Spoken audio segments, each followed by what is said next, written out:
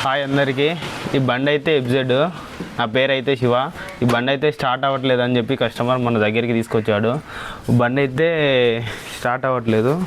బండి అయితే రీసెంట్గా 6 months బ్యాక్ బండి బోర్ ఫిస్టింగ్ అయితే చేయించారంట. బండికి అయితే బండి హెడ్ బోర్ అయితే చేశారు. బండి అయితే స్టార్ట్ అవ్వట్లేదు అని చెప్పి బండికి బ్యాటరీ కూడా కొత్తది వేయించాడు కస్టమరు. అలాగే బండి ప్లగ్ కూడా కొత్త ప్లగ్ ఉంది, ప్లగ్ కూడా కొత్తది ఉంది. బండి అయితే స్టార్ట్ అవ్వట్లేదు.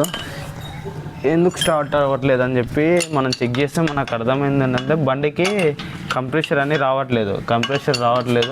కంప్రెషర్ కరెక్ట్ ఉంటే మాత్రమే బండి స్టార్ట్ అవుతుంది, లేదంటే బండి స్టార్ట్ అవ్వదు.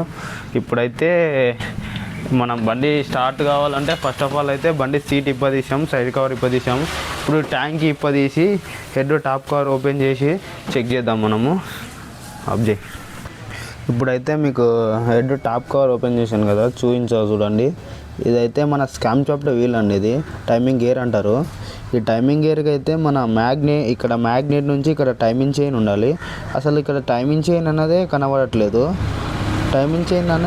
నేను ఫస్ట్ టైం నా లైఫ్లో చూస్తున్నాను. నేను మెకానిక్ చేయబట్టి 4-5 years అవుతుంది. ఫస్ట్ టైం చూస్తున్నాను నా లైఫ్లో ప్రాబ్లము. మరి ఇంత ఘోరమా? టైమింగ్ చైన్ లేకుండా టైమింగ్ చైన్ ఎట్లా తెగిపోయిందో అర్థం కావట్లేదు. ఇప్పుడైతే ఈ బండికి మనము అతలా మ్యాగ్నెట్ ఓపెన్ చేయాలి. మ్యాగ్నెట్ ఓపెన్ చేసి హెడ్ ఓపెన్ చేస్తే ప్రాబ్లం ఏంది, దీనివల్ల టైమింగ్ చైన్ ఏంది, టైమింగ్ చైన్ లోపల క్రష్ అయ్యి ఎక్కడెక్కడ పడ్డది అనేది ఇప్పుడు మనం అది క్లీన్ చేసి టైమింగ్ చైన్ అనేది చేంజ్ చేయాలి. బండి స్టార్ట్ అవుతుంది. మనం మ్యాగ్నెట్ అయితే ఓపెన్ చేసాము. ఇదైతే మన స్టార్టర్ ప్లేటు, మ్యాగ్నెట్ కాయల ప్లేట్ అంటారు. ఇదే మ్యాగ్నెట్ అంటారు. ఇదైతే ఓపెన్ చేసాము. చూడండి ఇదైతే ఏ పొజిషన్లో ఉందో. ఇక్కడైతే మనకు ఈ హోల్లో అయితే క్రాంక్ చాబీ అయితే ఉండాలండి. చాబీ అయితే లేదు. చాబీ లేకపోవడం వల్ల అయినట్టుంది.